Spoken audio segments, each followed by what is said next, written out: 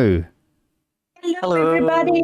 Hello, everyone, and welcome to episode 3 of the second season of the Argent Airways podcast. I am Redcleaver, and joining me today is Ela. Hello, it's Ela Lightris again, your local elven mother. Okay, and we have Vivian. Hello, Granny Vivian, or also known as Vivian Skybreaker, and I am currently at a Saranite Valkyrs concert. Nice. Of course, we have Xuyagu. Yeah, Mons, I'm Xuyagu. I don't have an intro this time because I've been exceptionally busy recently. Yeah, Xuyagu, who's currently moving house, I believe. I've already moved. And our guest today is Witch Dr. Xuyagu. Hello, I'm the Blue Throne. I don't know what to say. Yeah, Mom. Yeah, man. Yes. And let us not forget Graska Redcleaver. Oh, yes. Hello. Yes, I'm here still. And that threw me off a little bit there, Viv. And of course, Well, I thought since you always announce us, that I should announce you for a change. Well, and I thought it's very much appreciated, of course. Now, I believe we have a small matter of who won the art competition. That's right. Last time we had a quiz, if you guys remember, and we had 3 audience questions. Whoever answered the questions right would have their names added to a draw, which is actually a drawing draw, because the winner gets a drawing that I'm going to draw of their characters. That's a lot of draws. Anyways, it is the art draw, and I have 3 whole people who replied to it. The 3 people are Eliza Day, Frank, which everybody else knows as Olfie, and Willem, the gnome. I have given you guys numbers. Eliza will be number 1 and 2. Frank will be 3 and 4.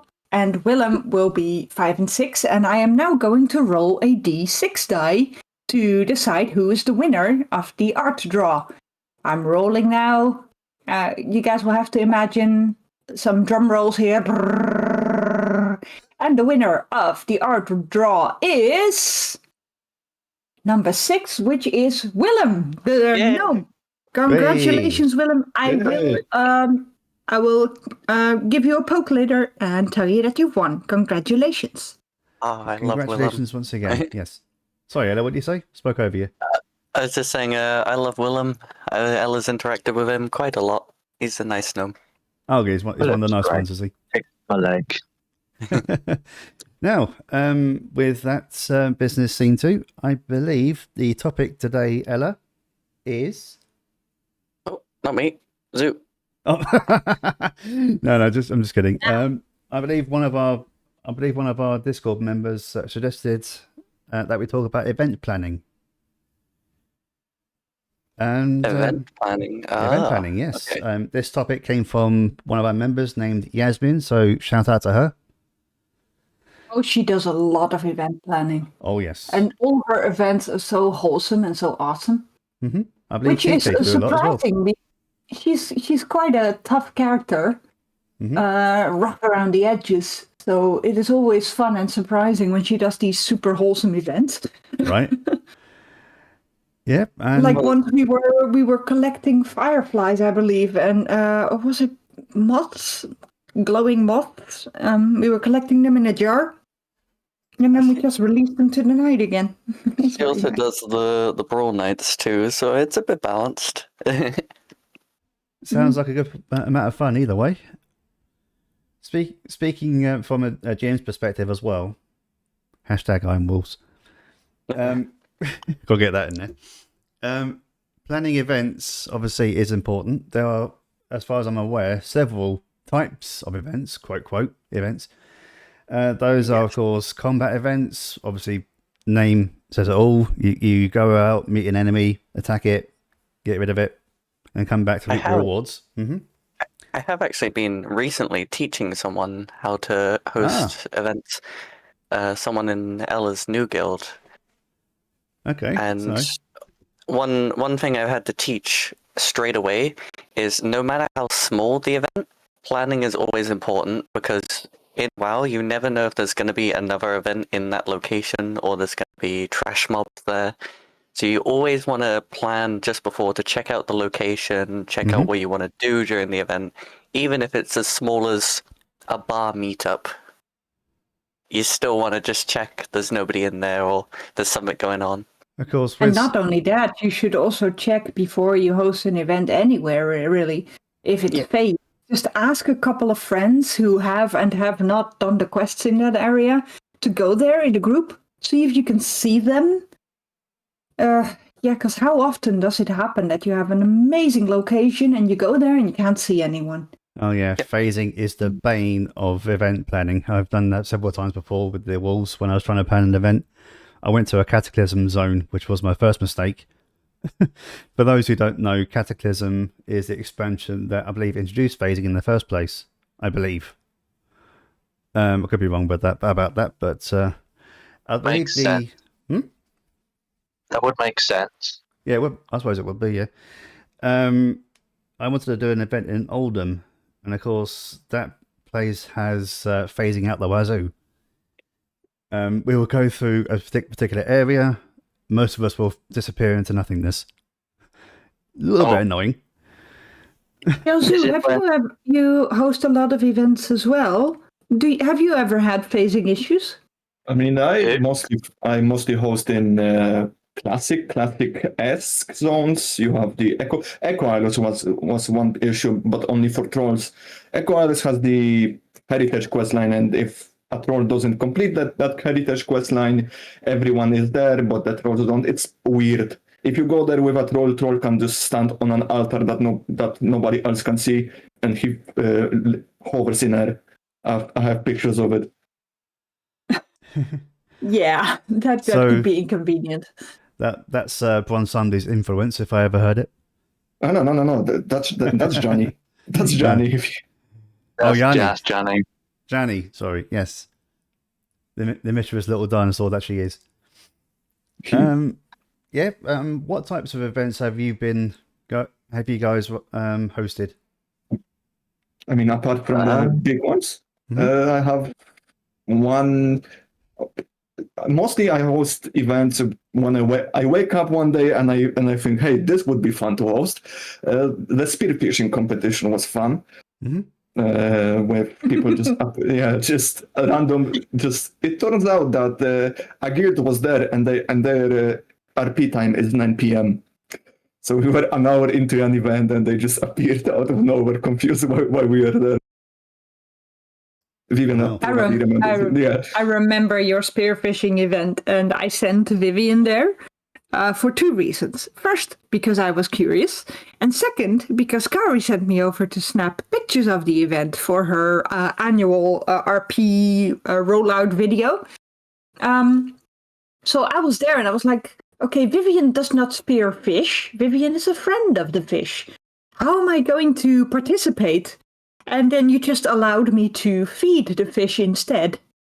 Yeah, in character is like, she's undead. She's not even gonna eat them. Yes, exactly. Let her do whatever. How would you go about planning such an event, though? That's the question. Basically, we have, in my guild, we have a guy who has a very detailed role system for fishing. I asked the guy if I can use his system, and I worked with him.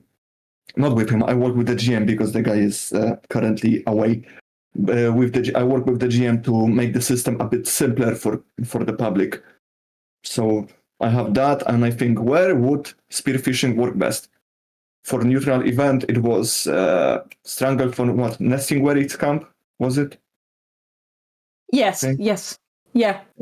And so it's location, system, people. First two things I plan out, the third part just somehow happens. Location is also probably the longest part of the planning. Trying to find a good place to host an event is so difficult, especially when everyone else is doing the same thing. So you've got to kind of find a time slot for a good place before someone else hosts an event there. So also, There is so much phasing in the game right now. There are entire zones that are just sharded to bits. And you have to pull people into a raid group. You have to pull them into the RP realm. And when your raid group is full, someone of the raid group has to leave the raid group and make a new raid group to pull everybody over to the same shard. It is so tedious. So, I wish Blizzard would fix that. Yeah, well, I can understand why sharding's in place, because otherwise you'll get the entire population of the game in one area, and that can cause problems. Yeah, however, they also do it in areas where it's no longer necessary, like Pandaria, for example. True. I mean, nobody goes there but us RPers. Why is it sharded? That's true. I think so, Xuyagu had something to say there. Hold on. Oh yeah, so do you have something to say? Yeah, with the locations you go and stuff, that I think that would depend on the sort of event you're trying to do. Because I've hosted two, technically 3 events now. Never really encountered that problem, but I was hosting mine in the Northern Barrens and Ashenvale, and they were all combat events, which I spent days planning. Was that one the Wolves went to? Yeah, all 3 of those were what the Wolves went to. Spent days planning them, weeks maybe. So, for those who don't know, just for context's sake, there's generally speaking several types of events, right? There's a combat event, like I said a moment ago, which, as the name suggests, centers around combat and stuff like that. There are social events where people just gather in a specific place and just talk and do whatever, social stuff. And there's something called a campaign, which is a series of events, which obviously is going to take a lot more planning. Campaigns are such a good way to make new friends. Absolutely, yeah. I like to join them on Vivian as a medic. Sometimes I'm with the Iron Wolf clan, and sometimes Viv is just a freelance medic. And I just love going to random people who've already been treated by a medic, for example. And they are currently lying in a corner somewhere being super bored because nobody comes to see them. And then I just plop Vivian down next to them and she starts reading them Captain Azeroth or playing on her accordion on Musician. Yeah. Or she brings them a therapy bunny. It's such a nice way to meet new people. Imagine that in the middle of a battlefield, you suddenly hear this accordion start playing, and you look around and see Vivian with a therapy bunny. Yes. It is quite funny. I've met a couple of good friends through campaigns, not even by participating in the combat events, but just purely by camp RP. That's my favorite type of RP. Social events are quite nice because they don't require that much planning. All they need to do is have a space big enough to host the event. That's literally it. Yeah, that's how I felt when trying to host my concerts I've been doing, is finding a big enough space where all these people can fit and talk amongst each other while the show's going on, and there's enough places for stalls and stuff. Combat events and, of course, campaigns do require a little bit more planning. Obviously, you need more than a particular area to go in that isn't sharded. Especially if it's cross-faction. You also need to plan the combat system altogether as well. Yeah, exactly. I was going to mention this. Most guilds have a combat system, which we can talk about in a moment. And obviously, you need a reason to be there. And now, this is where it can get a little bit complicated because obviously you can't say that you're going off to face a pit lord, for instance, without it being completely overpowered. And because, well, for one thing, people I doubt will even believe you. In one campaign I went to was what was it called? The Dark Star campaign. That was amazing, but it's the combat role system was very simplified for everyone because we had like 5 different guilds with 5 different combat systems. The host just simplified it to roll 100. If you roll above this, you succeed. Which is just simplistic, which is exactly what you want when you're having a large group of people. I believe Zoom wants to say something. Yes. Yeah, on the whole combat event system thing Mhm. and planning, I've not had the trouble with the actual combat system itself. But if you like want to, because what the events I've planned so far, also for the walls, have been combat. Mhm. But it's like a series of events, I suppose you would say. They're all interconnected with each other. It's trying to like balance the increasing the difficulty, but not making it so difficult that it's impossible to do. Yeah. Yeah, exactly. And I It's a think, fine line, isn't it? yeah, I think similar with the campaign thing, it requires a lot of planning as well. But not as much as a full-on campaign, but everything needs to sort of make sense within its Yeah. So, within what it's doing. So general advice would be if you're doing such an event, if it's just your lot, obviously again location is important. The reason for being there in a specific location, like what kind of enemy are you facing? Consider that your options carefully when it comes to that, because again, you don't want it too difficult. Either do you want it too easy, because otherwise it's just boring, right? And you're not going to find a dreadlord in the middle of Uldum or something. Yeah, exactly. Yeah, keeping it within the boundaries of law is important. I have a question for you all. Hmm? Yeah, I would like to know from all of you what your favorite type of event is.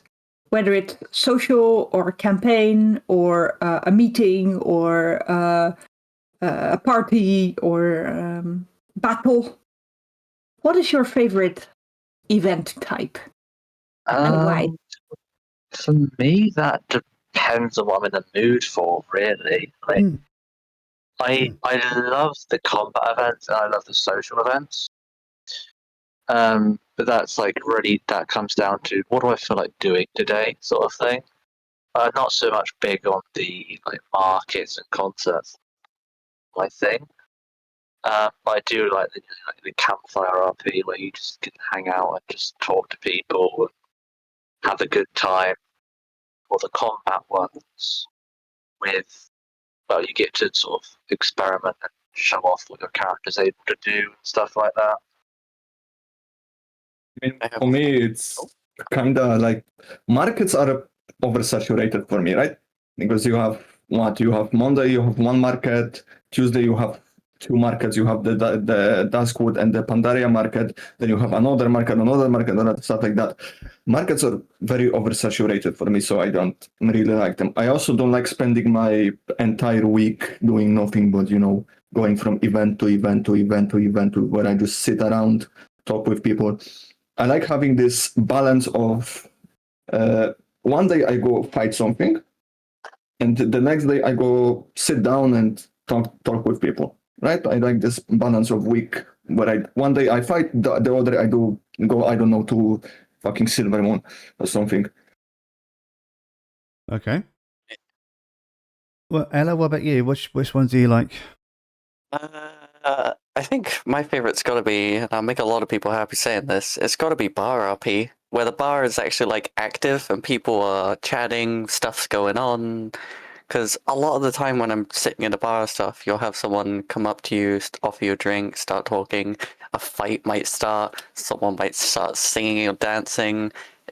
It's every time I've gone into bar RP, I've just had fun. I've never had really a bad bar RP situation.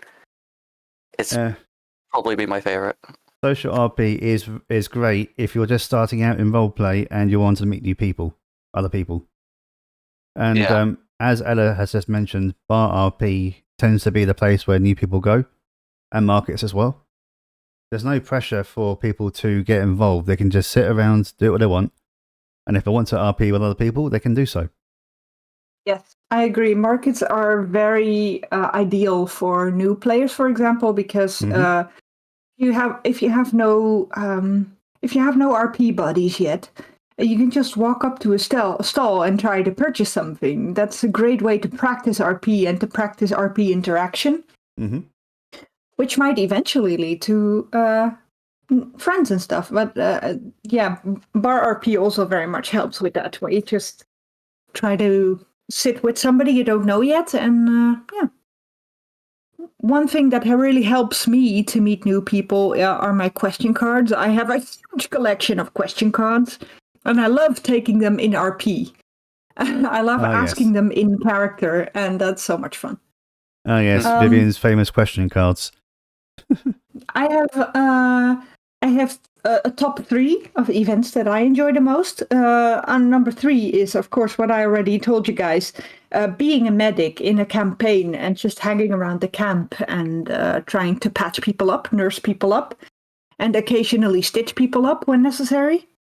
On top, number 2, I would say karaoke and concerts. I love it when people put effort into practicing something. I am currently at a concert as we speak, and the Valkyrs are absolutely rocking it. It just the choreography, the lyrics, everything is just spot on, super tight. Mm-hmm. And on top 1 for me is something that Josu thinks differently about.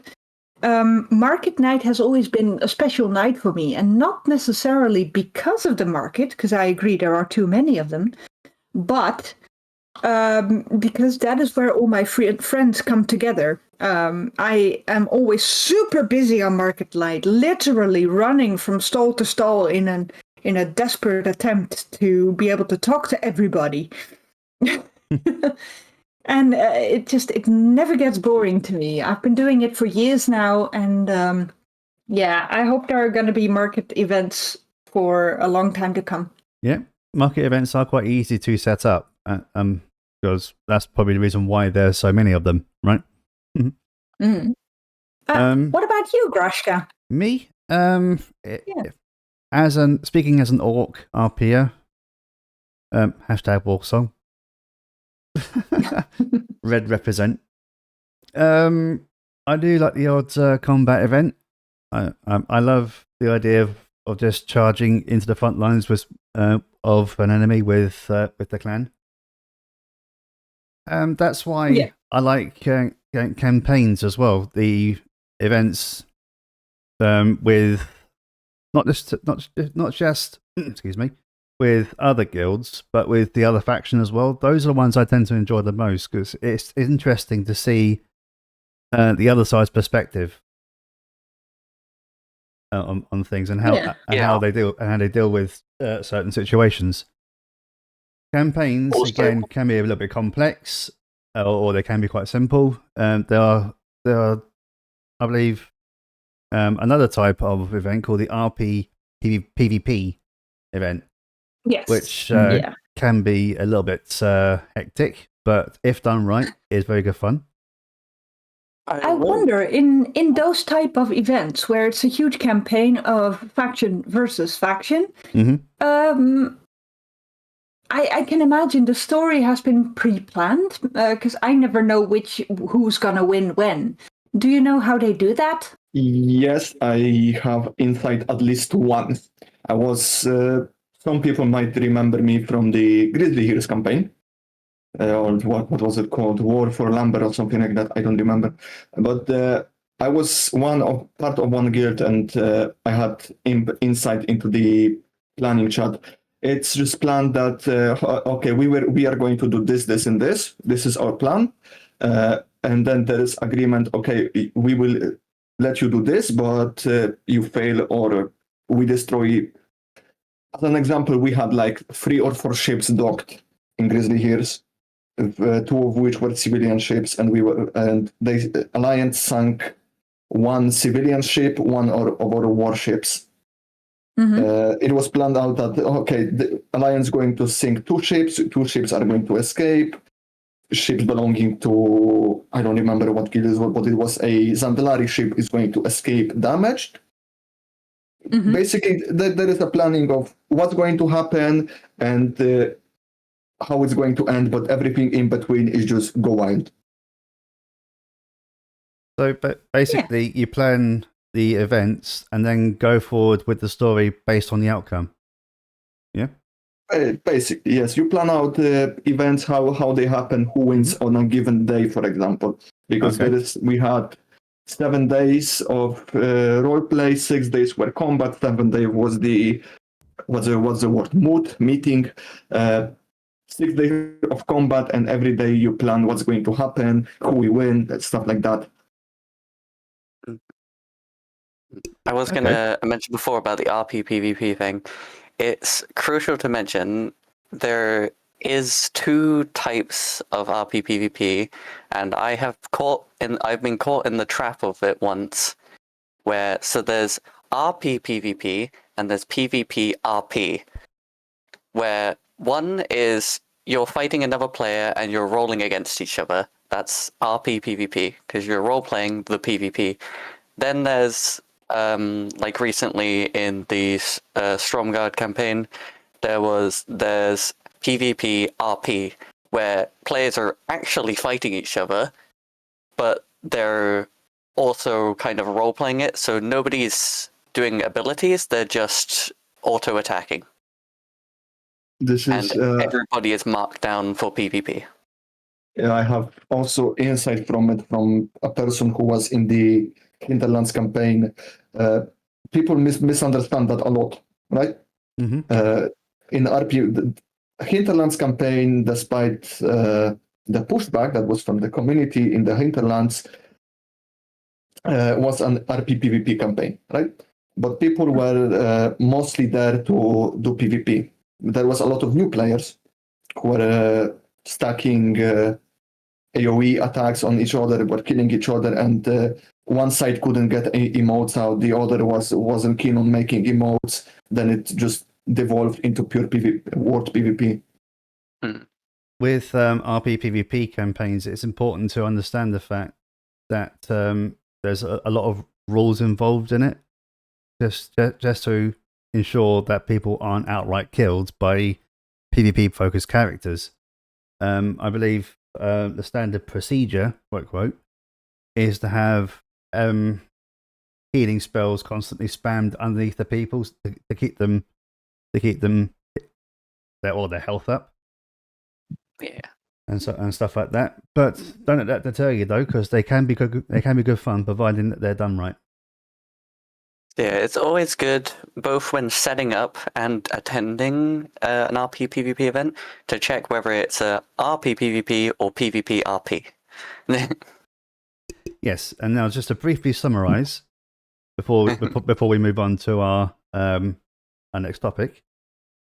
To plan an event, first of all, you need to know what type of event you want to do: social, combat, RP PvP, campaigns, that kind of thing. After you decided on your location, you then have to plan what's the reason why you're having this event there. What enemy are you facing? Why are you facing it? And consequences obviously are going to be important, which probably should have spoken about earlier.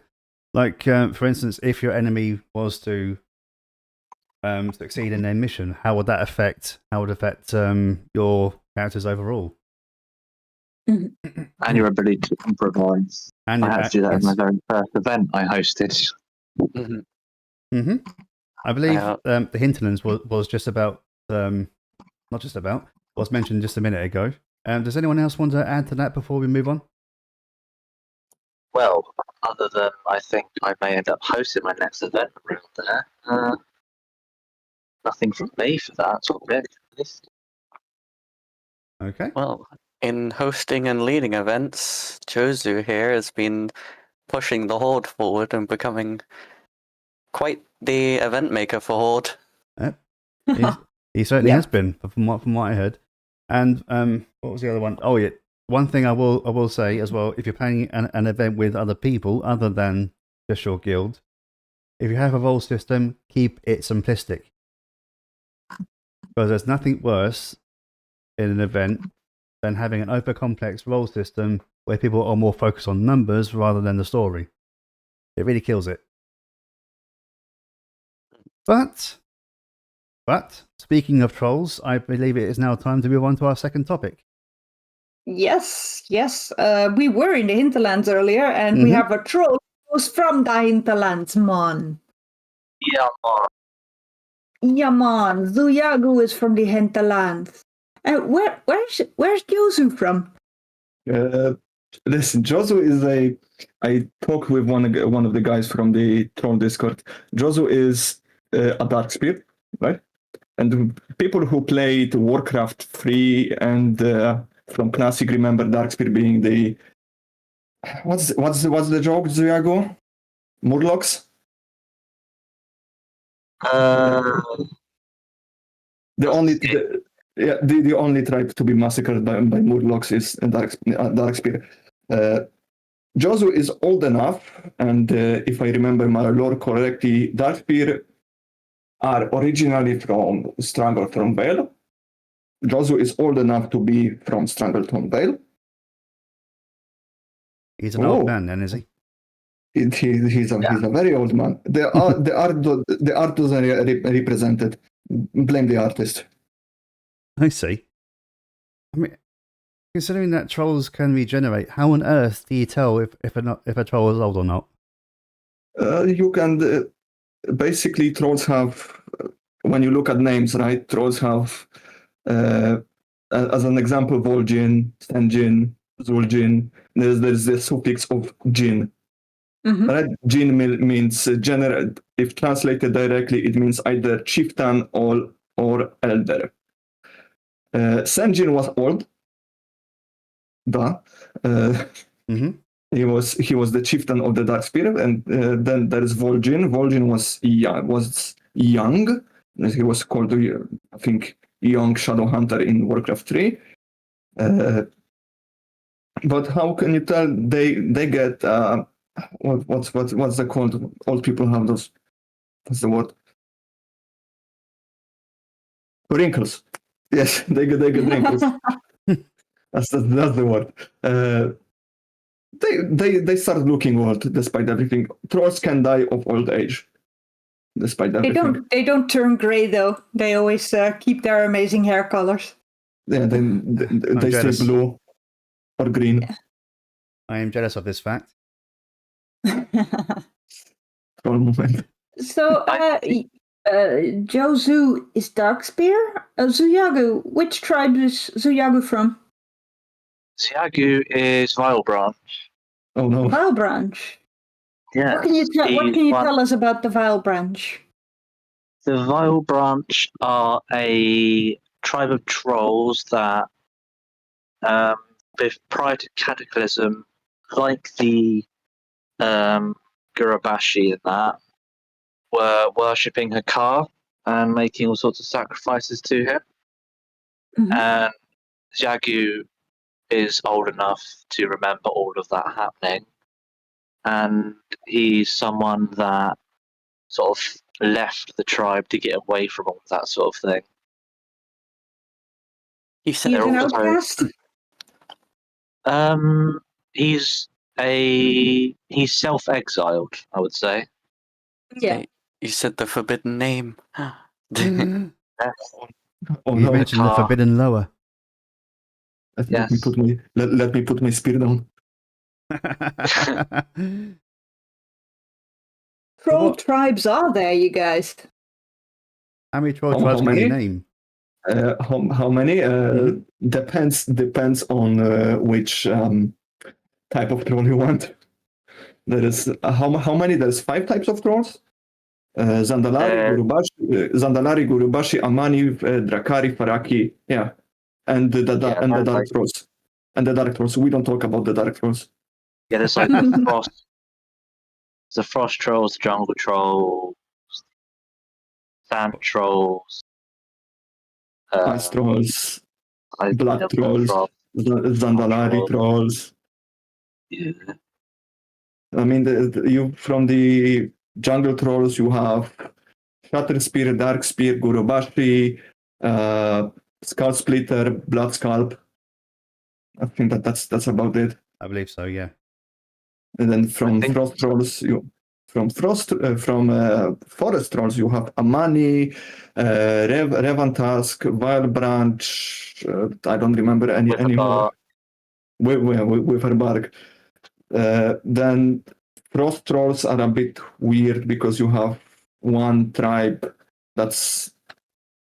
Frost trolls weren't introduced in Northrend, Wrath of the Lich King, but they are from Northrend, but not really, because there was the Cataclysm, the Shattering, and the Frost trolls are confusing. But you have Frostmane in Dunmorrow, you have Ice Tusk, Winter Axe, Drakari Empire in Rip Drakari Empire in Northrend, in Zuldrak.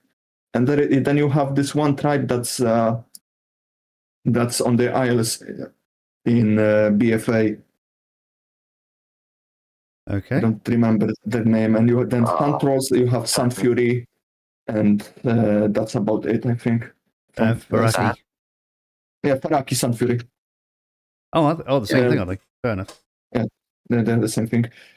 And Zandalari are obviously Zandalari. Mm-hmm. The OG tribe, yeah, the Zandalari. Got blood trolls as well. The Blood trolls are, yeah, but blood trolls are gone. I don't like them. well, yeah, but they were still tribe. Yeah, but Nazmani had what they were called Nazmani Empire, if I remember. They had multiple tribes. I don't remember their names. Okay. Speaking from the perspective of someone who may be new to Troll RP, what advice would you give them? If they want to start trolls, pick which color you like. Because I heard that the sun trolls are a bit frowned upon in RP, though. Even though I know a couple. Why is this? Because we don't like them. Why? Tell us for the newbies who are listening. Basically, trolls, right? Trolls have law. You have the gods. You have the good gods, the bad gods. You have gods that have two sides, like Damballa. Damballa is the snake god of treachery, and treachery. It can be good because if you're a spy, treachery is good because you betray. You are a double-sided coin. You pretend to like someone and then you stab them in the back. Then you have a troll, the death law Bon Samedi. Every troll worships Bon Samedi, but not Faraki. Faraki worship Uteino Muezala, which is the bad death law. The guy who spoke with Sylvanas and told Vol'jin to make her war chief and started BFA. Also, the death lower before Bon Samedi, if I recall. Yes, Muezala was the original death law. But go on. Bon Samedi was Muezala's apprentice and sort of elevated Bon Samedi to the status of a lower, and then Bon Samedi eventually turned on Muezala. Yeah, Samedi was a high priest of this lower, wasn't it? I can't pronounce his name for the life of me. Muezala, thank you. Yeah, he was a high priest. It's a bit weird because it said somewhere, I don't remember if it was in the tabletop or somewhere else, but Bon Samedi ferries souls to the other side to the afterlife, and Muezala was eating souls to empower himself. Fair enough then. I think, or it's something I made up one time. I don't remember. I believe you're actually right when saying that, because Muezala was, I believe, one to eat souls to empower himself, like you said, whereas Bon Samedi was the ferryman, so to speak, taking souls to the afterlife, the protector, yes. Yeah, and there is a third death law. He's only mentioned in one quest. I think it's even a world quest in Warlords of Draenor. It's Samedi, and it's unclear if Samedi is Bon Samedi, if Samedi is another death law, or if Samedi is just Samedi. It's because Okay. Interesting. technically, Loa only have power on Azeroth, right? Mm-hmm. Mhm. That's why you don't see Loa mentioned in TBC or Warlords of Draenor. There is no Loa there because there is no Loa on other planets. But Okay. Samedi is mentioned in Warlords of Draenor, which breaks the established lore, and it pisses me off. I want more Okay. lore about it. Okay. Yeah. To be fair, Warlords of Draenor is an alternate universe. It's not just another planet. It's a whole different universe, so it could be different over there. Technicalities, but back on topic, if we may. So, It's a complete noob. Can I ask something about the Loa? yep. The Loa are sort of like gods or demigods. Were they once alive? Like, was one somebody once an actual troll, a living troll? Yes, in some cases, yes. In some cases, no. It was said that Loa came before trolls, but then you have somebody who was elevated to Loa. Then you have Razan, who is a child of a giant dinosaur whose skeleton you find in Zandalar. So he was probably a living thing before he became a Loa. Mm-hmm. It's speculation. Don't quote me on that. Please don't DM me that I'm wrong. He probably was a living thing, but then again you have Konzu, who's a Loa of change. He's new, and he probably existed in the Emerald Dream. Then you have who is it? You have Luko, who is the Loa of regeneration. And she's represented as a nature sprite, so probably existed before. That's my troll's lower. It's confusing. They probably existed. It's never stated officially if Loa existed, but then again, Loa is a broad word for trolls. Could you say there's original lower and then there's new lower made to when old lower die? Loa don't die. Well, I mean, they can die, but it's hard. Like Razan died, but he would be reborn. Like Hyrik died twice, was reborn once. Mm. Loa you don't kill, to quote the one quest, you don't kill a Loa. Yeah, because Loas are spirits. Well, supposed to be spirits, right? Yeah, they are basically wild gods. Mm-hmm. Yeah. So We you can stop them for X amount of time, but they regenerate and reborn, right? yeah, Rebirth themselves. But yeah, you can. The only exception is Zahn, because of he had experienced a permanent death and gave his essence to Fulgin. Mm-hmm. Yeah, and you can stop the regeneration of the Loa indefinitely, like with her. But I imagine There's that's quite a a difficult lot thing of to do. lore. There's a lot of lore to these to the trolls. If you're a new RPer, it might not be the best race to start on. I mean, you can start as a darkspear, I don't know, warrior or a headhunter or hunter, just anything, and just go into it. Say you are young and you just read about Loa, what they are, which are worshipped by. Pick one that you like. Mm-hmm. That's good advice. Maybe pick. I've said this before when you come into excuse me, role playing for the first time. There's no harm in say if you want to be a warrior in character or a witch doctor or headhunter, whichever. There's no harm in saying that you're a newbie in character and you got to learn your way to becoming whatever you want to be in character. In fact, if anything, it makes it more interesting. it makes sense for trolls as they are like them having a lot of lore is because it goes all the way back. They are like the native race of Azeroth. They're the oldest race, yeah.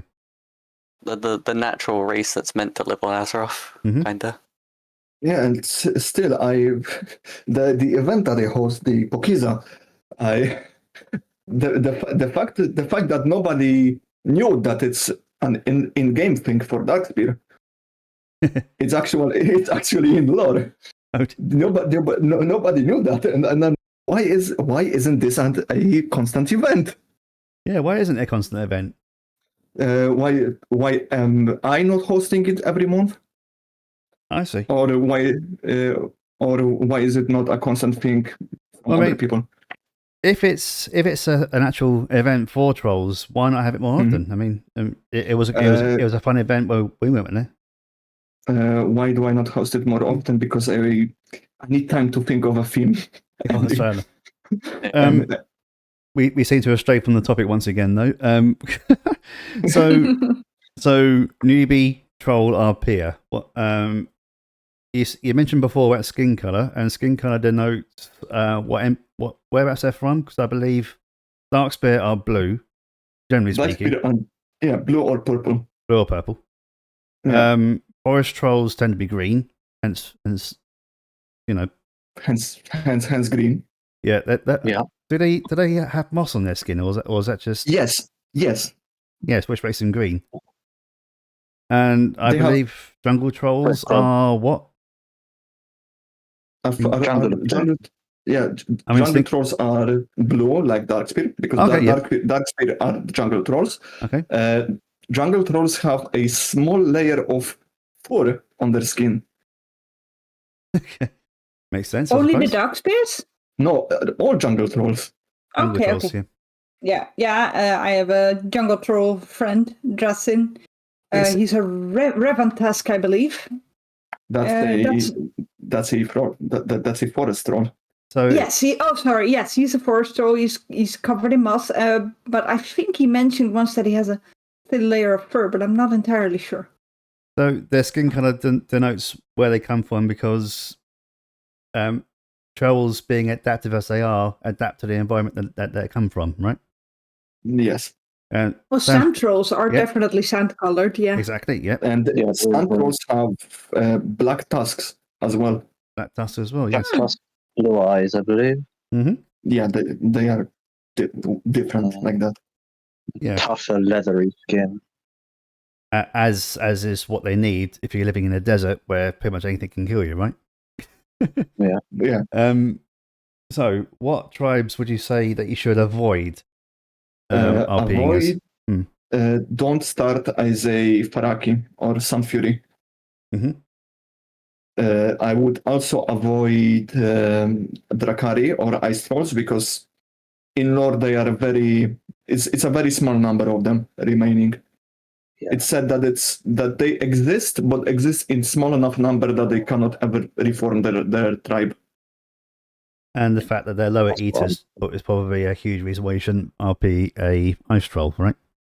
I mean, they did it out of desperation, kinda. Well, yeah, desperation, but other trolls heavily frown upon that kind of thing, right? Yeah, they just don't look at you weird unless you prove otherwise, you know? Mm-hmm. At least in my experience. I would suggest that if someone wants to start as a troll, pick either Darkspear, Shatterspear, or Revantusk, because they are the 3 horde trolls. Mm-hmm. There's nothing wrong with going with the tribes that are well known. Yeah, that there's lesser known tribes, but like the what about Jellyneck tribe? Mm-hmm. What about specific roles within the tribe? You mentioned before about headhunters and stuff like that, right? Yeah, headhunter. What's a headhunter? Headhunter is a mon with a spear. Okay, a warrior with a spear. Yeah, it's basically a guy with a spear. In Warcraft 3 he was the Grand equivalent. He was ranged. He was the ranged soldier of the horde. Then you have berserkers, which the more you hit them, the harder they hit you. Mm-hmm. That's what my troll is. Otaze is a berserker. Even though you won't know, because Otaze is the nicest troll you ever meet. Then you have witch doctors. Hello, witch doctors do witch doctors do voodoo, and they are the healers. Basically, they have weird alchemy. They have weird things, and then you have shadow hunters, which I highly recommend that you don't play shadow hunter unless you know what you're doing. Because they're quite OP, overpowered, aren't No, they are quite difficult to RP out they? That as well, correctly. yeah. What's quickly Xuyagu? What role does Xuyagu play in the tribe, as it were? He's more like a stalker. He's more like a general sort of assassin-y sort of character. Okay.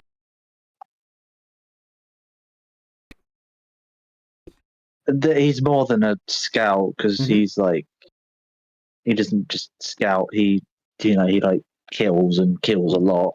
In the name for his lower, yeah. Yeah. Okay. He's a Partly model lower, yeah. So to summarise, then, excuse me, if you're looking to get into roleplay again, pick a tribe that's most well known as that's horde aligned, like Darkspear and what else was it? Darkspear, Shatterspear, Darkspear, Shatterspear, Revantask, or if you want to be rich, Zandalari. If you want to be rich, Zandalari. Okay.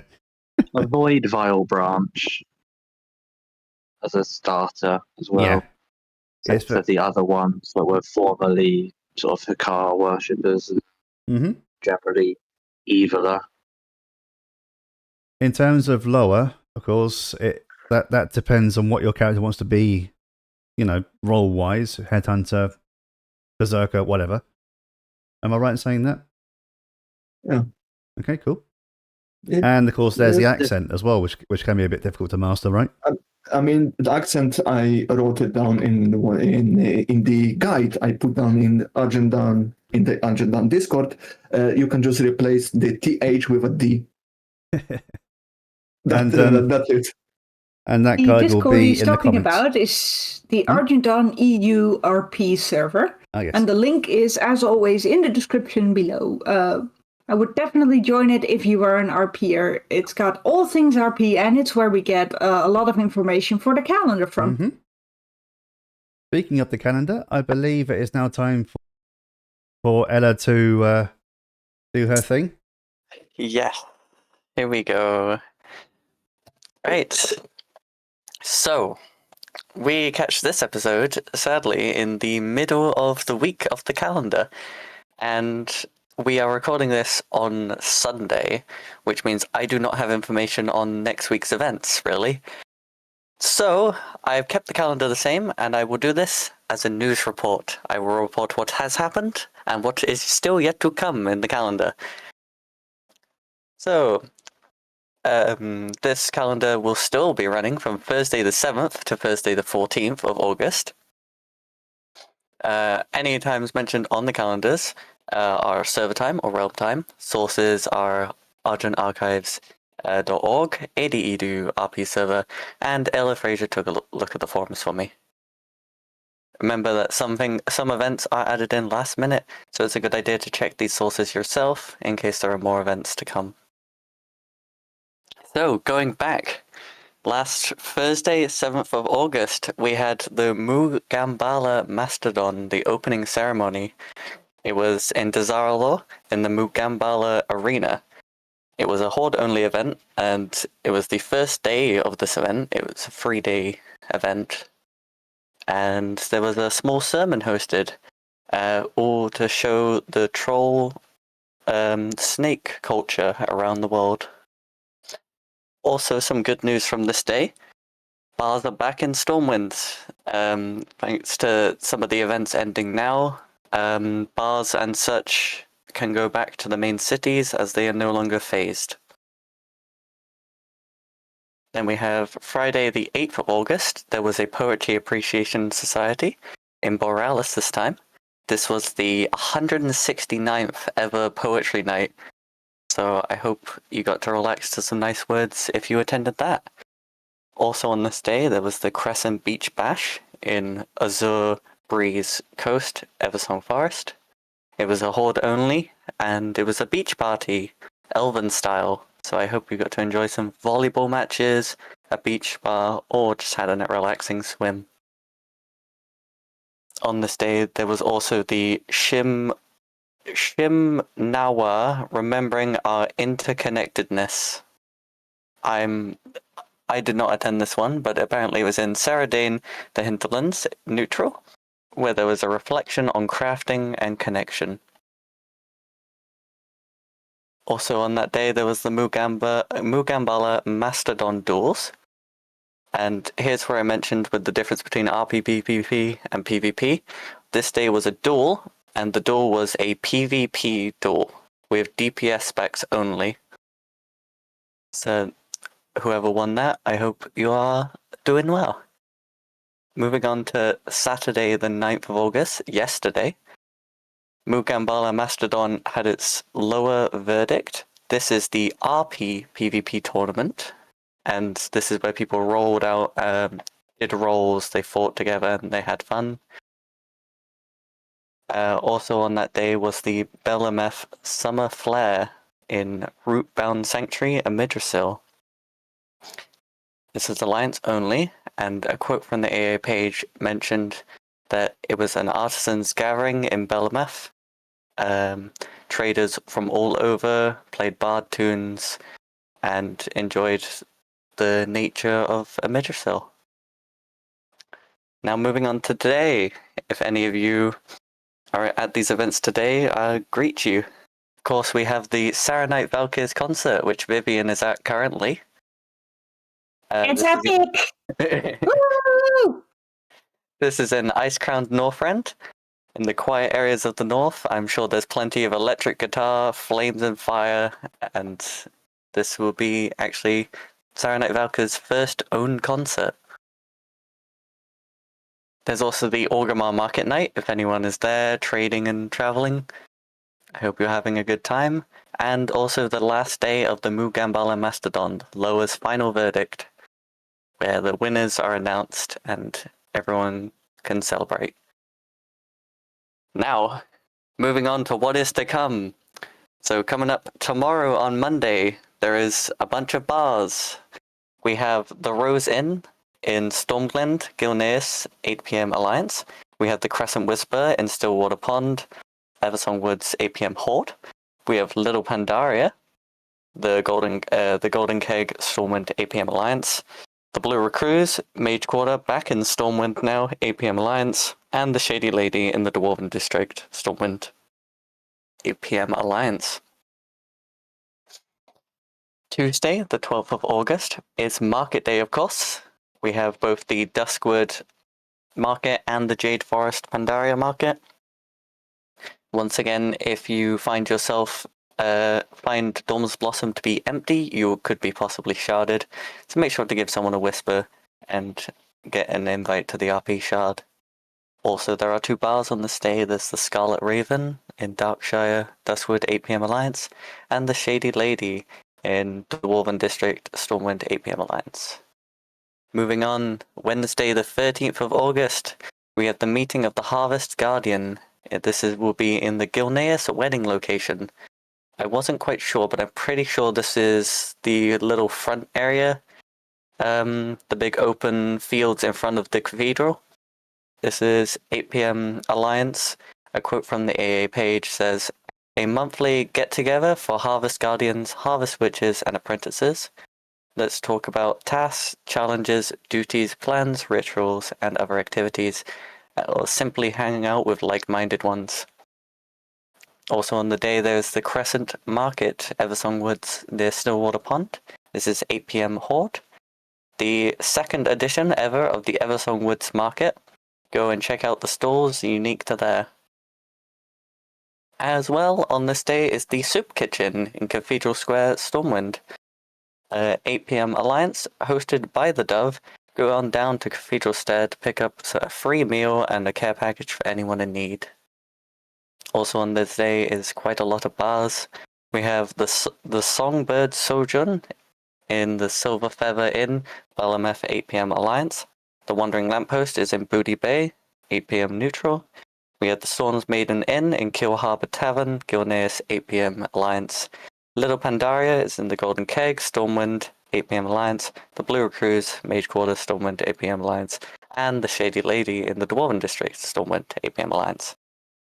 And moving on very quickly to the last day of this calendar, Thursday the 14th of August, we have the Driftwood Duel, Gilneas. This is in Stormglen Beach, Gilneas, 8 p.m. Alliance. What's better than a classic Gilneas brawl? A Gilneas brawl on the water. Battle it out in the salty seasides of Stormglen. Nice little quote. Then we have also got this event, which is going to be a mouthful to read. We have a lecture on this Thursday. The Second Veil, a discourse on layered glamour and the architecture of belief. That is the whole title. This is in Dawning Lane Bridge to Sunstrider Isle, Eversong Woods, 8 p.m. Horde. A quote from the AA page says, "The Scroll Warders invite you to the second lecture in the Veils and Mirrors series, where Magister Silver Spell will explore the deep artistry behind immersive arcane illusion." As well as this night, of course, Thursday is bar night with the most bars. We have the Shady Lady, Dwarven District, Stormwind, 8 p.m. Alliance. The Scarlet Raven Witch Hour in Darkshire, Duskwood, 10 p.m. Alliance. We have the Diamond Lounge, Hoverhill Undermine, 8 p.m. Neutral. The Falcon's Nest, Falconwind Square in Eversong Woods, 8 p.m. Horde. Little Pandaria, the Golden Keg, Stormwind, 8 p.m. Alliance. And the Rose Inn, Stormglen, Gilneas, 8 p.m. Alliance. Whew. As an end note, once again, if any events are on after this calendar ends, make sure to check out our sources, ADU, Discord, Argent Archives, and the forums. And very well done, Ella. Yes, well and done. I have insight into Mogambala Mastodon, the PvP tournament. The winners have been posted yesterday for the PvP tournament only, so the Primal Rage, if you want me to say them, because I have insight into that. Go ahead. So the first place goes to Pharaoh from Dustpaw Caravan. Congratulations, I know who you are. Second goes to Emnia from Rodgard. And the third place goes to Ashkra from Hand of Conquest. The other places are mostly filled out by Hand of Conquest and Painted Shields. Yeah. The winners are posted on Discord, which is linked in the Argent Dawn Discord communities. Which in turn is in our description below. If you're interested in joining it, highly recommended. Oh, this was a good ad. Yeah, and a very good ad and a very good calendar, Ella. Well done. And now I believe it is time for the shout-outs. Yes, indeed. Yep, and I believe, Vivian, you can go first. I can? Okay. First. Well, the first shout out I want to share with you guys is one of my own. I don't know if you guys have noticed with the new patch and everything that Cross RP was a little buggier than usual. Cross RP is an add-on that is necessary for cross-faction RP to see each other's TRPs and to hear each other's musicians, basically to connect the Horde with the Alliance. There has been a weird bug that whenever your Potion of Tongues, your Elixir of Tongues was to run out, you got this giant button that was just filling your entire screen, and you could hear a very scary sound. And I can imagine that this scared many people off, and many people have disabled or removed their Cross RP because of it. I can tell you now, it is fixed, so please update your Cross RP and put it back on whenever you're RPing cross-faction. The second shout out I have is from Kari, which means I get to do her accent again. Here we go. Hello, Kari, back again from the basement. I want to shout out 3 people who very much deserve to be recognized. Firstly, I want to shout out one of your hosts, Vivian. Oh, that's me. Okay. She is a fantastic person, you heard it here first, people, who brings joy to everyone, both IC and OOC, and a great support to me as a TK officer, always full of helpful ideas and encouragement. Thank you very much, Mum. And very true. Secondly, In character, Mum. in character, Mum, yes, she's younger than me. Don't get weird ideas. Secondly, I want to shout out Jasmine from the Gilneas community. I may not be able to make many of the events she hosts, but the amount of work I can see that goes into them is no short of amazing. Yes, you are fantastic. Lastly, I want to shout out Charmy once again from the ADEU server.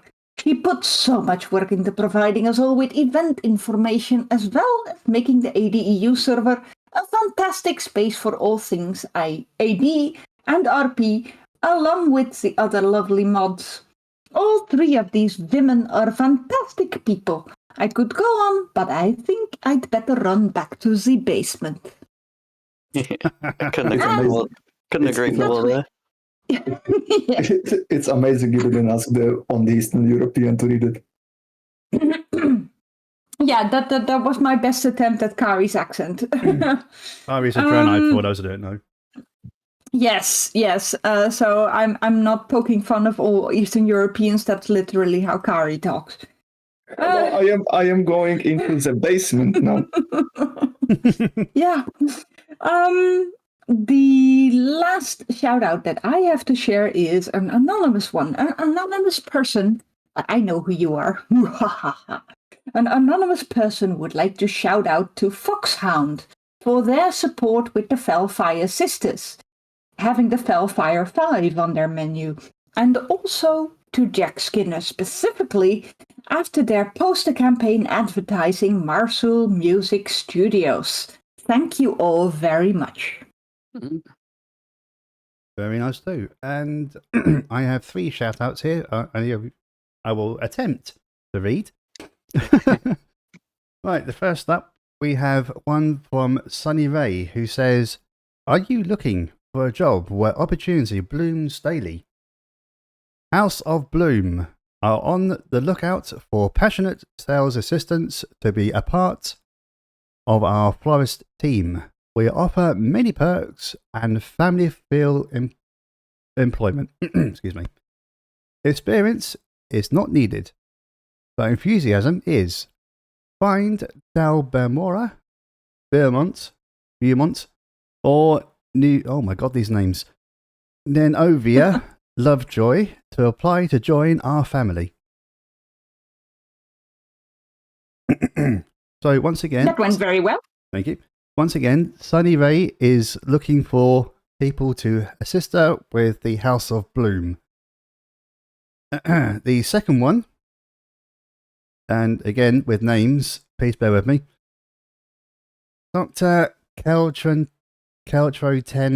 Rotfinger. Apologies if I got that wrong. Please don't blight me.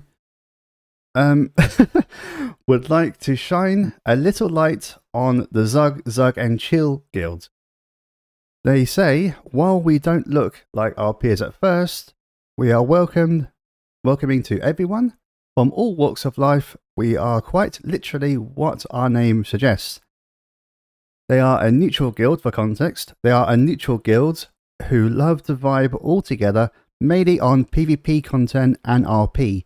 So if you're looking for a nice bunch of people to hang out with, give them a poke. That is the Zug and Chill Guild. I have to say, having encountered these people is absolutely right. They're a lovely bunch of people.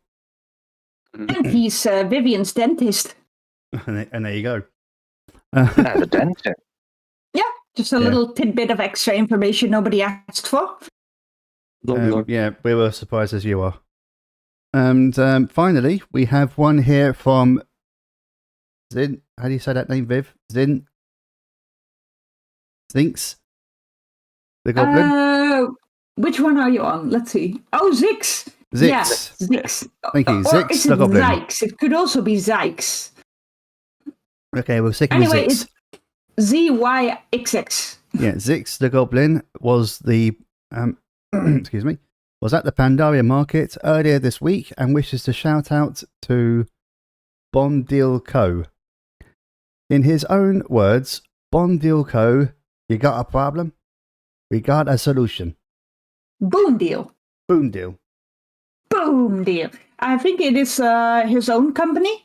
And I went to him with a broken pocket radio and he fixed it on the spot.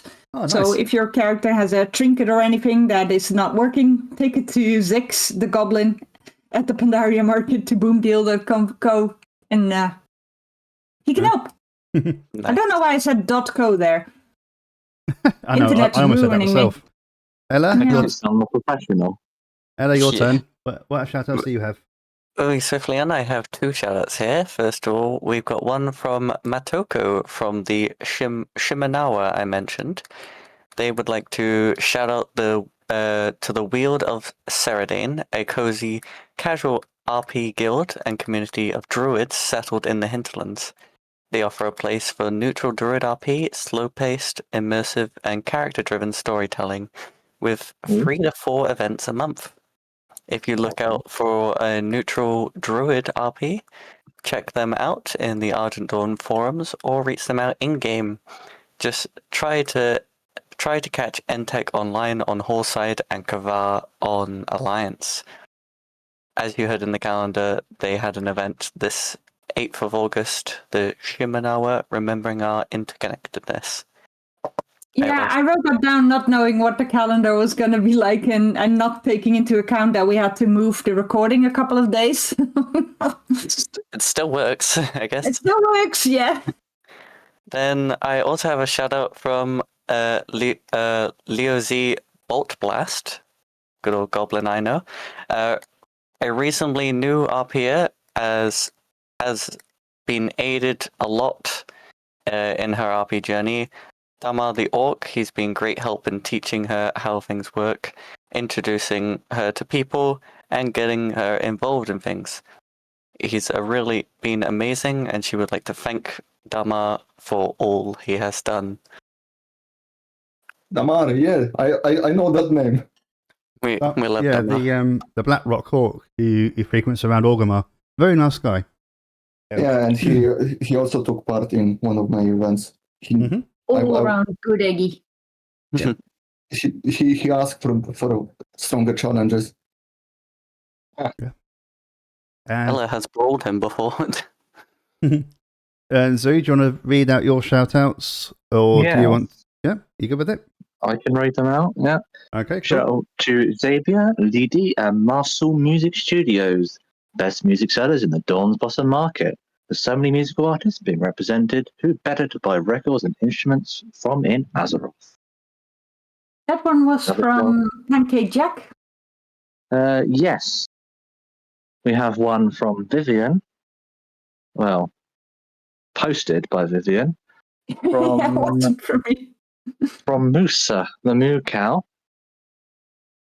I wish to make a shout out to the TK peeps for being a bundle of joy to just be around, especially Daras for aiding in the trials of the Xuyagu flyers. Also, the reason us Brits don't pronounce the T in things because we drink it. Aww. Musa. Ah, that's amazing. And Honestly. one more shout out from Marla Wormler, who would like to thank the organisers of the Trials of the Xuyagu event. In their own words, a big thank you for those who put this on the map would be the least I could ask for. Tauren are rare, and it's a blessing to see so many around again. I Have to agree. think, We need correct more me if I'm Tauren. wrong, I think that Musa and Chili were mainly responsible for that. I hope I'm not leaving anyone out. Yes, they were the hosts. They invited me directly. I'm sorry I couldn't be there, but I was blacked out under the naked sky. That's the least. Oh dear. Oh dear. This was during It was some a voodoo lot ritual, I'm of fun. assuming. Yes, if you consider the place I was at as a voodoo ritual, I mean, it could fit. Right. Oh, I would love to have gone, but unfortunately, my circumstances not allowed me to, sadly. Yeah. Do you have another shout out there, Zoo, or have you read them all? No, that was the 3 shout-outs I had. Fantastic. Jozu, yep, I didn't forget your name, honestly. Jozu, do you have any shout outs you would like to add to that? Yeah, let me think. Yes, I have for one guild that recently closed, which is the Blasphemous Corporation. They have recently closed, regrettably. Mainly Hyro, the Vulpera that posts the memes about him blowing up. My Celia Bro, who makes my art sometimes, and Randy Nutcrack, who was the GM of the guild. They have recently closed, but I hope for the best for them. I will of course like to have a shout out to my guild, the Iron Wolf Clan, who are somehow still sticking with us even after the 7 years, almost 8 years now. Believe it or not, I think this is the 8th year this year. Blimey. I've even been in there a year now. Mm-hmm.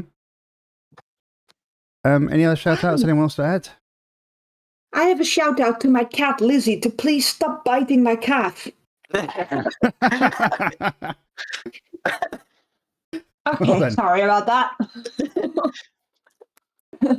Time to go to the shoutouts. There was a beach party and Hamfist was there, and Hamfist was not wearing a shirt, and he said, "Hey, Vivian." And Vivian said, "Ugh." And he said, "You actually have knees. That's nice. Why did you scream?" And she said, "Hamfist nipples." And he said, "Well, I don't use them very often." Aww. What? Explain yourself, Hamfist. Explain yourself. All right, so at another event, it was the Tonk battle. Mhm. A random Tolveer NPC kept getting in the way. So at one point, after the Tonk battle was over, Vivian and a couple of gnomes were hanging out near it, and it kept walking into Viv. So Hamfist quickly one-shotted it, as you do. But immediately he made it canon. I think he was remembering the time that he carelessly shot a bunny, just as Vivian and Darius were acknowledging it icily, and it became a huge drama. So back to the Tolveer that he just shot, he immediately called him Tom the Tolveer, and of course he insisted that Tom was just taking a nap. While another gnome, a Death Knight of all people, insisted Tom was indeed stone cold dead. So you got a little bit of a discussion between Hamfist and the DK about whether or not Tom was really dead or not. It reminded me a bit of the Dead Parrot sketch from Monty Python. Oh, yeah, that. Oh, yes. As you can imagine, Tom, the Tolveer, kept respawning. And every time he did, Vivian was like, "Oh, Tom's back up," which was immediately followed by Hamfist shooting him down again and continuing the sketch. Oh dear. Oh, Lord. Taking a small break from the Hamfist shenanigans, Jadith was standing on a rock the other week. She was yelling insults at people for the sole purpose of getting knocked down into the water for a dunk Jadith game. She knew that the only way to get to Vivian without actually insulting Vivian was to go through Yo Mama jokes. And as you may know, listeners, Kari, Fashionista Kari, is Vivian's adoptive mom, and she likes a glass of wine every now and then, darling. I will share 2 of Jadith's 3 insults, because not all of them are suitable for this family-friendly podcast. She said, "Here we go, what you got, Viv, other than a drunk mum?" Vivian threw the ball at her and missed, unfortunately. She said, "Unlucky, Viv. Go get a drink if your mum hasn't sold out the lamppost already." Yeah, Jadith had a wonderful night, insulting as many people as she could, and only got wet a few times, and great fun was had by all. Back to Hamfist. Hamfist was hypering around, running from person to person, at a AKA concert. And Vivian just called him over and said, Hamfist, take a breath. And Hamfist took a breath, calmed down for a bit, and said, thank you, Vivian. You, of all people, telling me to take a breath. Yeah, of it being dead. And at one point, Vivian told Hamfist, and Hamfist replied with, yes, my dead Vivian. Dear, not dead. Those were my funny bits. Oh my god. Yeah. Or mainly Hamfist's funny bit. Those are pretty good.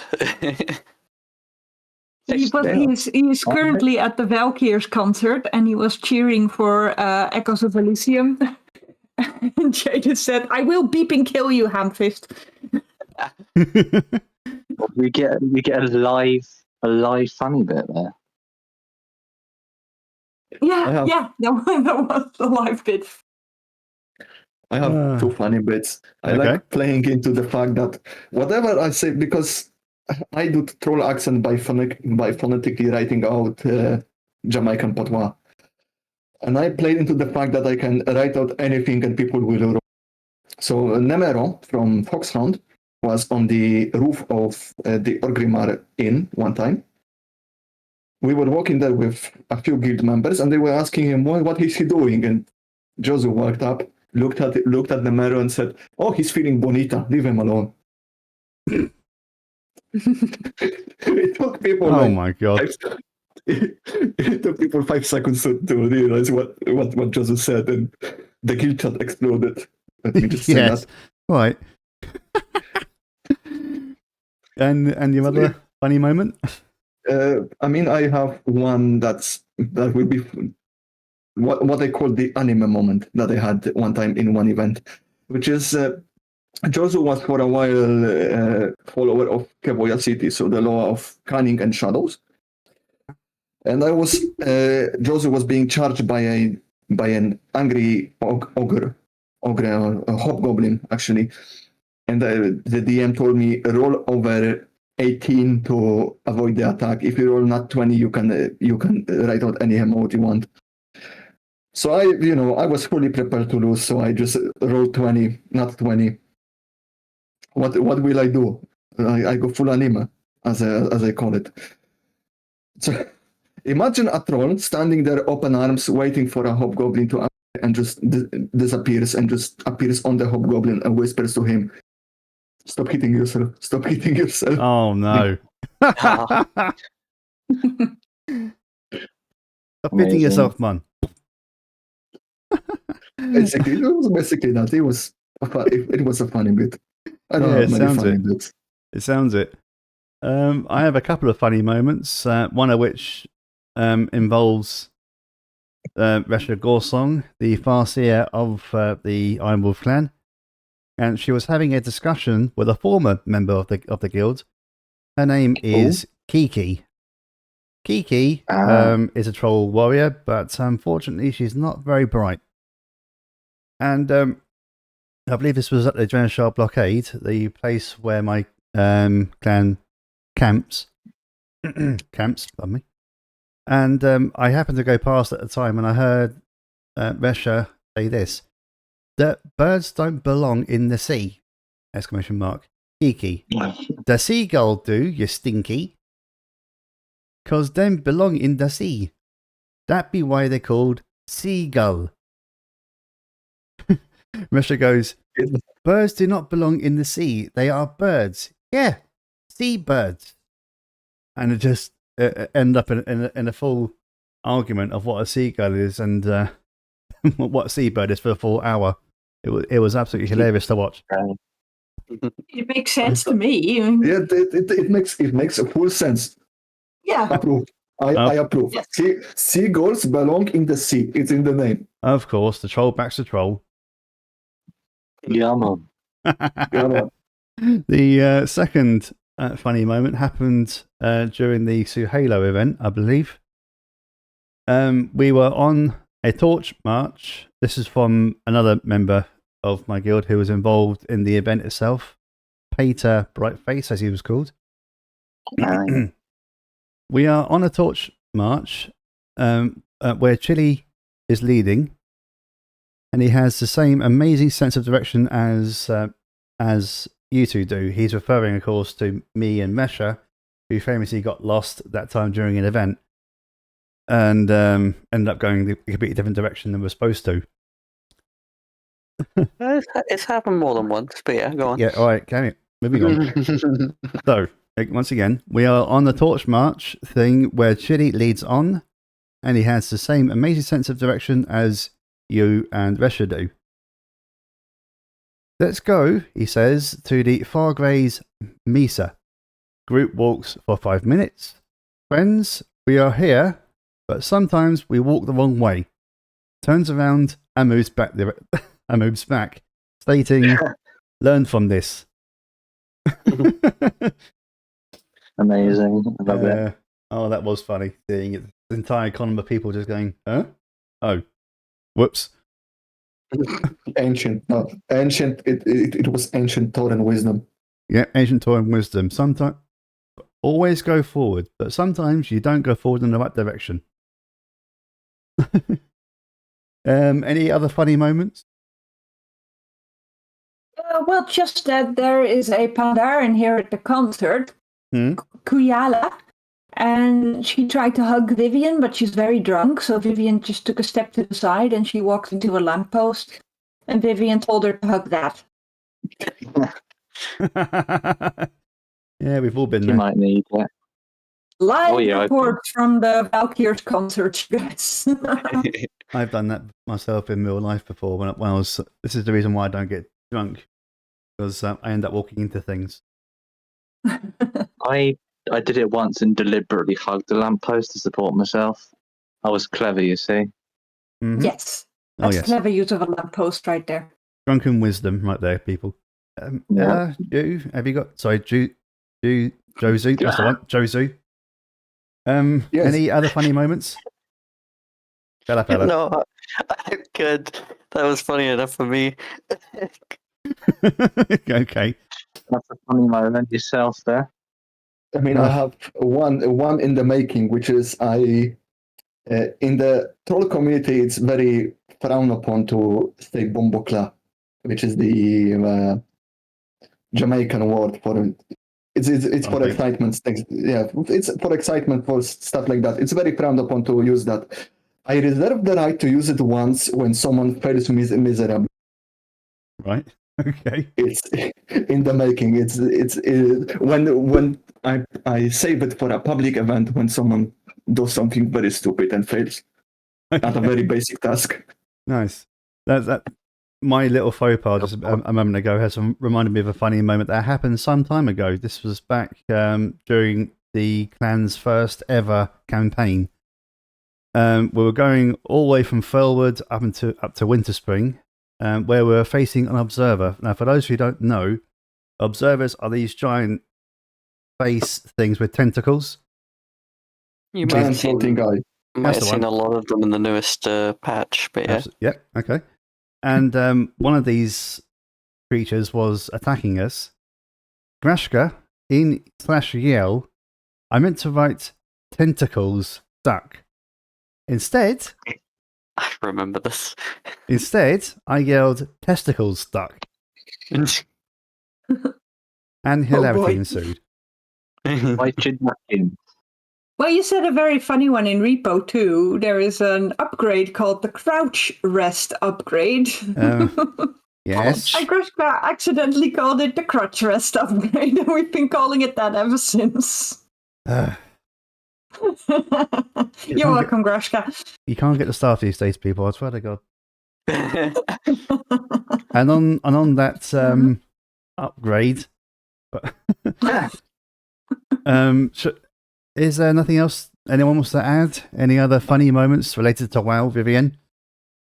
Not a funny moment, but we will mention. So, as we know, the plan has changed from last season. Next episode will be another live one. For episode 4 will be a live, but we have a little twist on this one.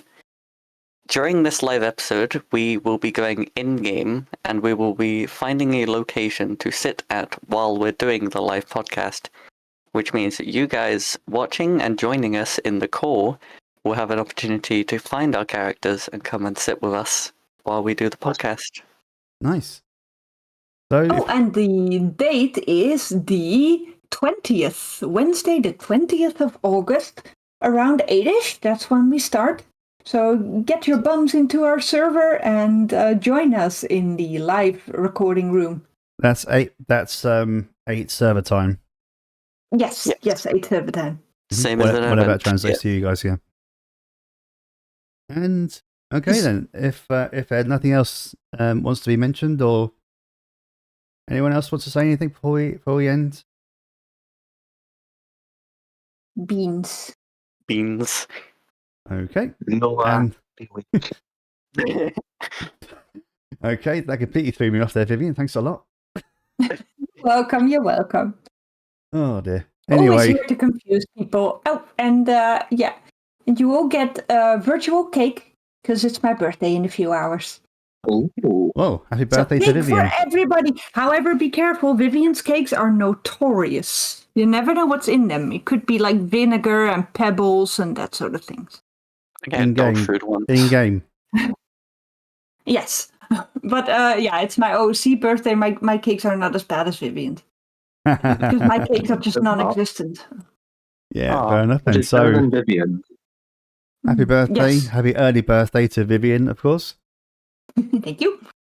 Yes. Happy Okay. birthday early. And if nothing else needs to be said, I am now going to bring this episode to a close. Thank you very much once again for tuning in. Apologies for the later date this time round. But hopefully, here we are again, and we haven't gone anywhere. Thankfully, See We're you, still here. we're still see you here. next episode in-game. Yeah, next time. Thank of you course. all. Thank you all very much for listening. See you next time. See you next time. Oh, You'll and have to wait, thank you, Jim. Josu. Thank you to Josu for taking part. Yes. Yes, Yay. you were amazing, man. Here's him on. Keep up the whole Perfect. events, please. Yes.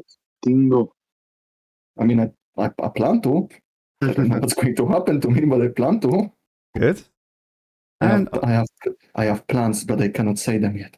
Ooh. fair enough. Oh, that's so good then. Until then, goodbye, everyone. See you next time in our live recording. Bye. Bye. Bye. Uh,